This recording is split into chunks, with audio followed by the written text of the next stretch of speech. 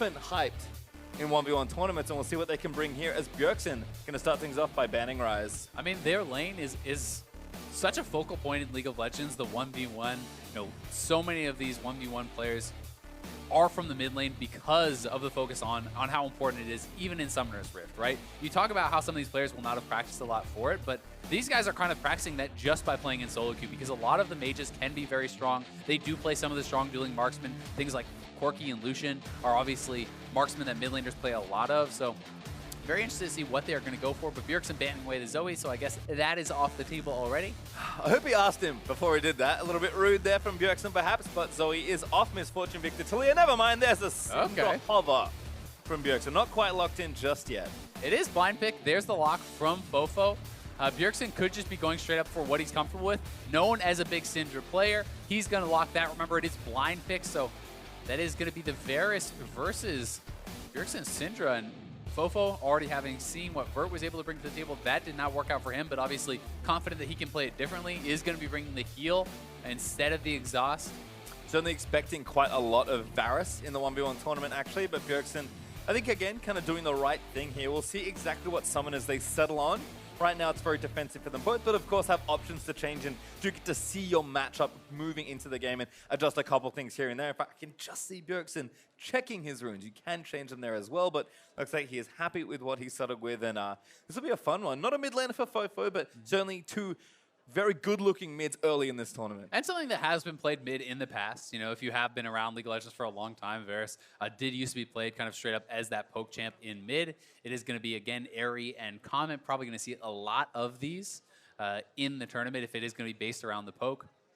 But I do think that there's more of a chance of Bjergsen kind of ooming on the Syndra than there really was of Faker on Nasus. So it'll be interesting to see if FoFo can kind of outlast him. He did end up actually changing over to the exhaust. So again, mirrored summoners here, barrier and exhaust. Can already see Manifold Burn, as expected, taken by Bjergsen just based on the glowing blue of his health bar. But certainly did stick with those defensive summoners. Again, probably see a lot of those here in the tournament. FoFo not going to eat that first Q. In fact, draws the first bit of damage, Hail of Arrows into that Comet proc, and Bjergsen just going to go back. This is something you can do on this map. And it's actually a pretty interesting start here from FoFo. So Boots 4-pot, a lot of it is coming down to kind of how effective this start is based on how many skill shots can you dodge, right? How much can you actually avoid from the Syndra, because you don't really have any combat power from it. It's just the added move speed. If you can dodge a lot of Syndra's skill shots, all three of them are skill shots, then it can become very, very effective. And you also have access to quite a lot of sustain with the 4-pot start here. So if he can dodge out some of Bjergsen's abilities and tag him with a lot of his own, Bjergsen is only on half the kind of sustain that his opponent has. So FoFo could play this patiently and look to kind of just push his opponent out. Well, Bjergsen getting that harass started, but FoFo again getting it going with the Comet after the E. Kind of fun point of pride between these two as well. FoFo, one of his bigger international stages here after leading his team to two good-looking victories. Bjergsen, of course, a former 1v1 champion as well at the All-Star event. So both of these players looking to move on. And unfortunately for this event, it is best of one, single elim moving, at least until you move into the later stages. So not a lot of room for mistakes. No, not at all. And it's going to be some really tight competition, because I do think players are starting to take the 1v1 more and more seriously, kind of as a point of pride, right? It is this thing where there's no excuses really on the table. It is just you versus your opponent. It is not your team versus their team. And these guys want to show that they are the most dominant player on the Rift, that they can crush some of the competition. Yep, my hope for fun died when Grasp of the Undying Caitlyn was a thing. As Bjergsen actually taking a little too much damage here from FoFo, missing all his early skill shots here thanks to those boots and some deft movement there from FoFo. So Bjerg forced pretty far back towards this turret. Again, a nice dodge there of the Dark Sphere from FoFo. And when you lose control of the health pack like that, then that's essentially another full potion giving over to your opponent. So it's almost like you're in a situation where it's 5-2 as far as that regen goes, unless Bjergsen can reestablish control. But he's already had to use both of his potions. Still 3 left for FoFo. He does have the mana flow ban, so although he's a little bit low now, he's going to be able to regen quite a bit on that next spell.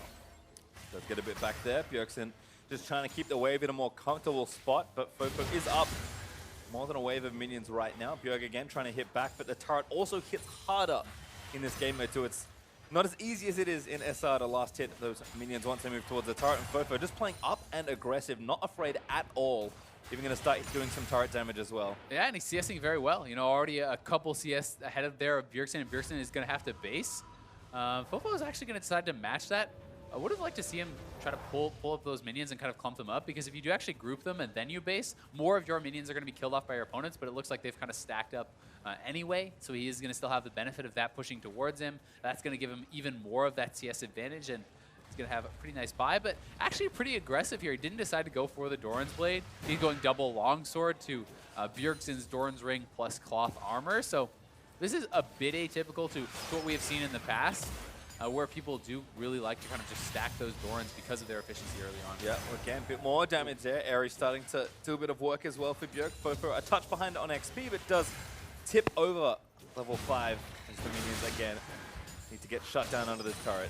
The other thing we have to keep in mind here is this is a Syndra versus someone who is not building MR. It's not like he's building a Hex Shrinker or anything like that. So there is still the potential to combo him down at 6. I mean, you see how much damage that is alone? If Bjergsen is 6 there, FoFo does have the potential to die, right? Yes, he has barrier exhaust, but if Bjergsen is able to get up on top of him and continue pumping in that damage, you can combo someone out. And I think in the best case scenario for Syndra, you're only going to get to use barrier in most of those situations, not exhaust you, as you likely won't be in range. So we'll have to see.